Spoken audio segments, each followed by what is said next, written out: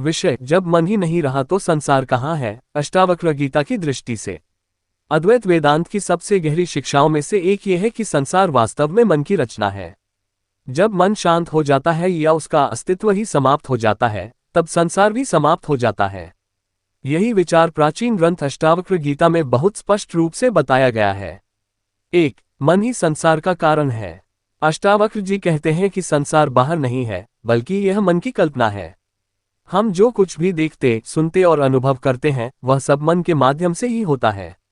जब मन किसी वस्तु को पहचानता है, तभी वह वस्तु हमारे लिए संसार बनती है।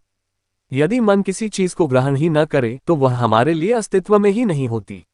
उदाहरण के लिए, जब हम गहरी नींद में होते हैं, तब मन शांत होता है। उस समय न कोई चिंता होती है, न कोई संसार, न कोई दुख होता है, न सुख। इसका अर्थ यह है कि संसार का अनुभव मन के कारण ही होता है।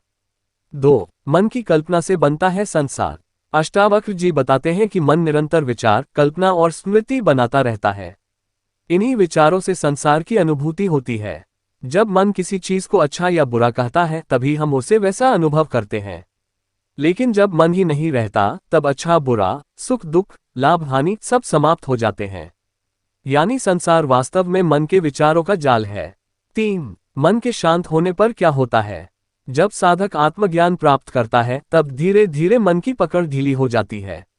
विचार आते हैं, लेकिन वे साधक को बांध नहीं पाते। अंततः एक अवस्था आती है जहां व्यक्ति जान लेता है कि वह मन नहीं है, बल्कि शुद्ध चेतना है। उस क्षण संसार का भ्रम टूट जाता है। तब व्यक्ति समझ जाता है कि जो कुछ भी दिखाई दे रहा था, वह मन की लहरें थीं। 4. ज्ञानी के लिए संसार कैसा होता है। अष्टावक्र गीता के अनुसार ज्ञानी व्यक्ति संसार को उसी तरह देखता है जैसे कोई व्यक्ति सपने को देखता है। सपना देखते समय वह बहुत वास्तविक लगता है, लेकिन जागने के बाद पता चलता है कि वह केवल मन की रचना थी। इसी प्रकार जब आत्मज्ञान होता है, तब व्यक्ति समझता है कि संसार भी एक प्रकार का सपना है। ज्ञानी व्यक्ति संसार में रहता तो है, लेकिन उसके भीतर कोई आसक्ति या भय नहीं रहता। 5. मैं कौन हूं की पहचान।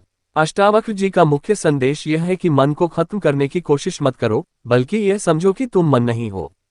जब यह स्पष्ट हो जाता है कि मैं शुद्ध चेतना हूं, तब मन अपने आप शांत हो जाता है।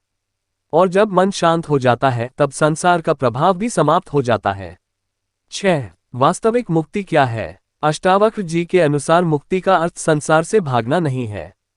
मुक्ति का अर्थ है ये समझना कि संसार वास्तव में मन का खेल है। जब ये समझ आ जाती है, तब व्यक्ति भीतर से स्वतंत्र हो जाता है। वह संसार में रहकर भी उससे बंधा नहीं रहता। 7. सरल उदाहरण। मान लो कोई व्यक्ति फिल्म देख रहा है। जब वह फिल्म में डूब जाता है, तो उसे कहानी बिल्कुल वास्तविक लगती है।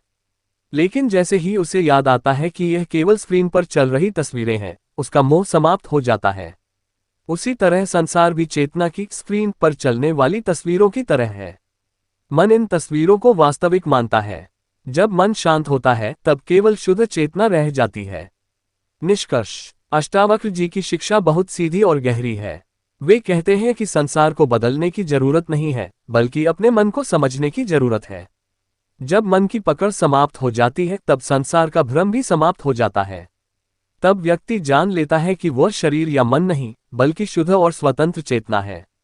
इसीलिए कहा गया है, जब मन ही नहीं रहा तो संसार कहाँ है। यह कोई दार्शनिक कल्पना नहीं, बल्कि आत्मज्ञान का अनुभव है। जब यह अनुभव होता है, तब जीवन में गहरी शांति, स्वतंत्रता और आनंद प्रकट हो जाता है।